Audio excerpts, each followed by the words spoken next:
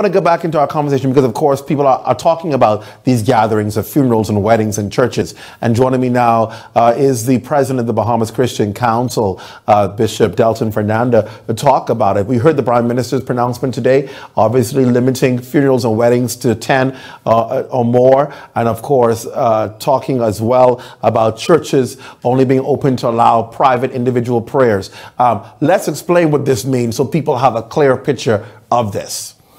Well, thank you, Clint. What we understand it to be is that we are having a small crowd on Sundays that allow us to broadcast to the nation our times of worship. The numbers are shifting, but that number, I believe, is 20 persons.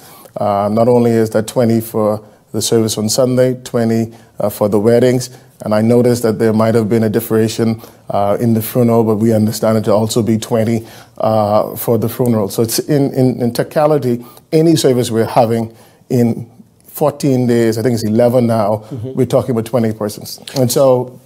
So for the funeral weddings, will it be the responsibility of the pastor to ensure that number is maintained, particularly at those funerals and weddings? I think what you're finding out now, if you've had a funeral arranged for this weekend or the next weekend, your funeral director is telling you it's either graveside or it needs to be limited in the number. It's only really a week and a couple of days now. It was going to be 2 weekends. And so you make a decision whether you want your wedding or your funeral to be delayed to the next weekend. I believe that'll be in order. Or you may make a decision if you want to have it around the graveside and then have a memorial service after we've come through this quarantine, self-quarantine time and period. And so we're still having times of beaming our worship, and prayer can take place every day in our services, and there will be social distancing. When you talk about prayer in the service, prayer is taking place. Is that a prayer service or just having the church open so people to come in and pray privately? Just having the church open to pray, but more than likely there'll be times when someone maybe at midday will lead in that prayer. But the idea is to have the church available for people to pop in and pray. Because these are the times we need prayer. Let's go back to the Sunday service. Sunday services were told out to be streamed for the membership. You talked about there being a number allowed for people obviously to come in to do the service. And talking about musicians, perhaps praise team singers, pastors, people who will obviously administer the service. Yes. And that number is maintained as well? The number is maintained. The idea is that they want it to be as real as possible for those that will go into their sanctuary and beam out. And even in that case, there will be some social distancing passed. We understand how important worship is in our community. And we have the technology in terms of our phones and FaceTime and live streaming that we can beam our services out. And we're hoping that we can reach our members and share with them what I know there's been a lot of challenge with this, but the state didn't force us to close. They invited us to a meeting. We sat with them and they laid out what was going on, what we hoped to achieve in flattening the curve.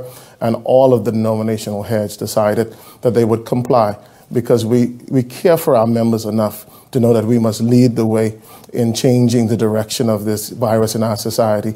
And the Bible says, he that abideth in the secret place of the Most High, he didn't say the building, but the secret place. And he said, these pestilence, he's able. And specifically in Psalm 91, he talked about pestilence, which is an infectious disease.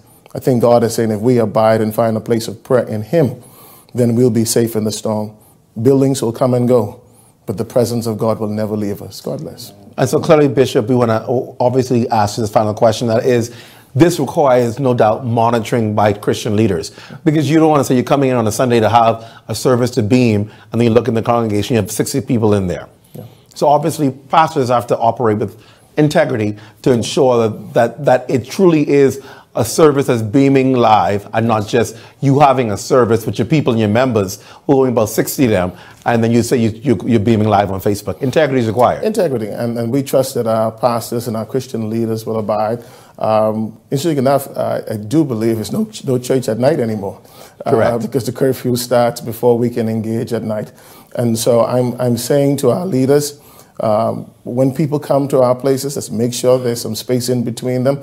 But at the end of the day, we want to provide a worship experience for really one weekend that reaches our people and reminds them that wherever they're bunkered, wherever they're at, the presence of the Lord can invade their personal space. And we can have virtual prayer all over the Commonwealth of the Bahamas. Bishop, thank you for joining me tonight. We appreciate it. God bless.